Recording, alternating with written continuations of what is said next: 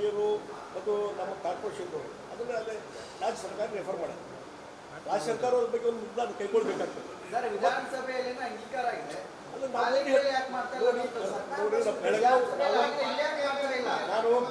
ನಾನು ಒಂದು ಬೆಳಗಾವಿ ಹಿತದೃಷ್ಟಿಯಿಂದ ನಾನು ಹೇಳಿದೆ, ಇಲ್ಲಿ ಮರಾಠಿ ಮಾತಾಡುವಂಥ ಭಾಷಿಕರು, ಕನ್ನಡ ಮಾತಾಡುವಂಥ ಭಾಷಿಕರು ಮತ್ತು ಬೇರೆ ಭಾಷಿಕರು ಎಲ್ಲರಿದ್ದಾರೆ.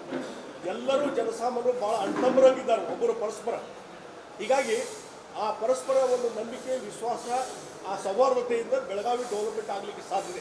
ಇದು ನನ್ನ ಮೂಲಭೂತವಾದಂಥ ತತ್ವ. ಅಲ್ಲ, ಕನ್ನಡ ಪ್ರಶ್ನೆ ಇಲ್ರಿ. ಈ ಬೆಳಗಾವಿ ಕರ್ನಾಟಕದಲ್ಲಿ ಬೆಳಗಾವಿ ಪ್ರತಿ ಅಧಿವೇಶನ ಇಲ್ಲೇ ನಿಂತಿದೆ. ಇಲ್ಲಿ ನಾನು ಒಂದು ಹೇಳ್ತೀನಿ, ಅಲ್ಲಿ ಅಸೆಂಬ್ಲಿಯಲ್ಲಿ ಕೆಲಸ ಮಾಡ್ರಿ ಮಹದಾಯಿ ಇದು ಇಂಪ್ಲಿಮೆಂಟ್ ಮಾಡೋಂಥ ಎರಡು ರೆಸಲ್ಯೂಷನ್ ಆಗ ಇನ್ನೂ ಇಂಪ್ಲಿಮೆಂಟ್ ಆಗಿದೆ. ನಾನು ಏನಿದೆ ಇವತ್ತು ಕರ್ನಾಟಕದ ಬೆಳಗಾವಿ ಅಭಿವೃದ್ಧಿ ನಾವು ಚಿಂತನೆ ಮಾಡಬೇಕು. ಅದಕ್ಕೆ ನಾನು ಎಲ್ಲರ ಜೊತೆ ಮಾತಾಡಿಕೊಂಡು ಅದ್ರ ಬಗ್ಗೆ ಏನು ನಿರ್ಧಾರ ಮಾಡಬೇಕು ನಿರ್ಧಾರ ಮಾಡಬೇಕು.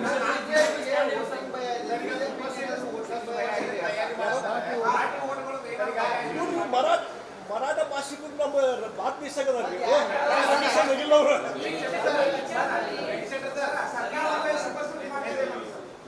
ಯಾವ ಏನು ಪ್ರಶ್ನೆನೇ ಇಲ್ಲ. ಇವತ್ತೇನು ಮಹಾನಗರ ಮೇಯರು, ಉಪಮೇಯರು ಎಲ್ಲ ಕೂಡಿಕೊಂಡು ಏನು ಮಾಡಿದ್ರೆ ಅವ್ರು ಕೂಡ ಸಮಾಲೋಚನೆ ಮಾಡ್ತೀನಿ. ಇದಕ್ಕೆ ಸರಿಯಾದಂಥ ಒಂದು ನಿರ್ಧಾರ ಆದಷ್ಟು ಬೇಗ ಮಾಡ್ತೀನಿ. ಬೆಳಗಾವಿ ಕರ್ನಾಟಕ ಐತಲ್ರಿ, ಗೊತ್ತೇನಿದ್ದೀನಿ. ನಗರಾಭಿವೃದ್ಧಿ ಕಾರ್ಯದರ್ಶಿ ಪತ್ರ ಬರೆದಿದ್ದಾರೆ.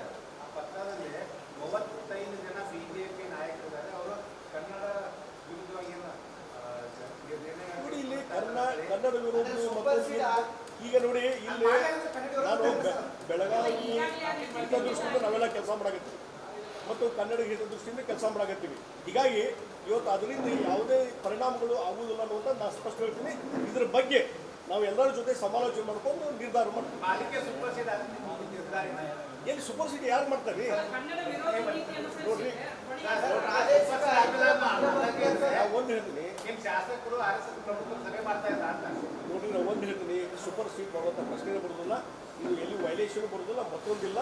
ಅದಕ್ಕಾಗಿ ಸೂಪರ್ ಸೀಟ್ ಅಂತ ರಾಜ್ಯ ಸರ್ಕಾರ ಅಂತ ನಿರ್ಧಾರ ಕೈಗೊಳ್ಳಿ ಹೋಗುದು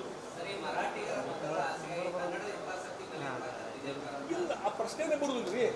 ಕನ್ನಡ ಭಾಷಿಕರು ಮತ್ತು ಮರಾಠಿ ಭಾಷಿಕರು ಅಂತಂಬಗೆ ಅದಾರ ಇಲ್ಲಿ.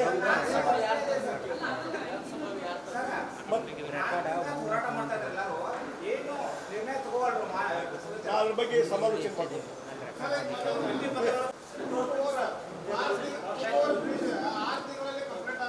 ಈಗ ಮತ್ತೆ ನಾನು ಅಲ್ಲಿ ಹೊಸ ರೈಲ್ವೆ ಚಾಲನೆ ಕೊಡೋಕೆ ಹೋದಾಗ ಮತ್ತೆ ಇನ್ಸ್ಪೆಕ್ಷನ್ ಮಾಡಿದ್ದೀನಿ. ಒಂದು 2-3 ತಿಂಗಳಲ್ಲಿ ಅದು ಚಾಲನೆ ಆಗ್ತದೆ. ಇಲ್ಲ, ಸ್ಪೀಡಪ್ ಆಗ್ತದೆ.